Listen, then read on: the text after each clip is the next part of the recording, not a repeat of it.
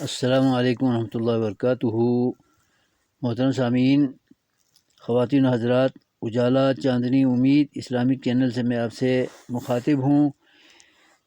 سلسلہ چل رہا تھا جاوید احمد غامدی اور اس کے ہم نواؤں کے انکار تخلیق جنت کے باطل عقیدے کا رد کرنے کے حوالے سے۔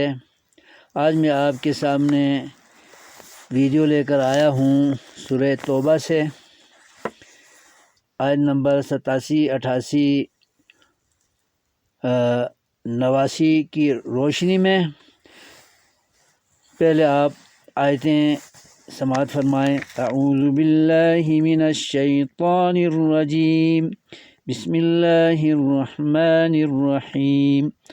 رضوا بأن يكونوا مع الخوالف وطبع على قلوبهم فهم لا يفقهون لكن الرسول والذين آمنوا معه جاهدوا بأموالهم وأنفسهم وأولئك لهم الخيرات وأولئك هم المفلحون۔ أعد الله لهم جنات تجري من تحتها الأنهار خالدين فيها ذلك الفوز العظيم۔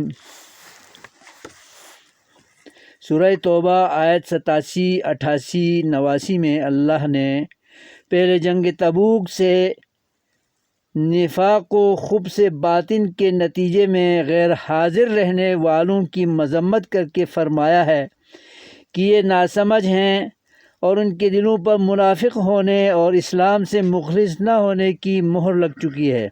اس کے بعد اللہ نے شرکائے غزوہ تبوک کی شرکت کو سراہا ہے کہ انہوں نے اپنے نبی محمد صلی اللہ علیہ وسلم کے حکم پر اپنی جانی و مالی قربانی بھی پیش کی ہے۔ چنانچہ یہ لوگ اچھے انجام، ثواب و اجر اور قابل تعریف لوگ ہیں، اور یہ دنیا اور آخرت دونوں میں سرخرو اور سچے کامیاب ہیں۔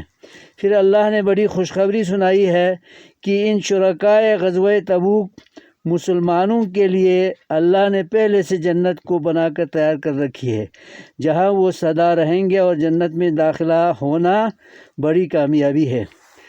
اللہ تعالیٰ نے اعد اللہ لہم جنات صیغہ ماضی کے ساتھ جنتوں کی تعمیر و تخلیق دنیا میں ہوئی ہونے کو صاف طور پر اجاگر فرما کر جاوید احمد غامدی اور اس جیسے منکرین تخلیق جنت کے چہروں کو بدنما اور داغدار کر دیا ہے۔ اللہ تعالیٰ ان کو بھی ہدایت دے اور باقی عوام کو بھی۔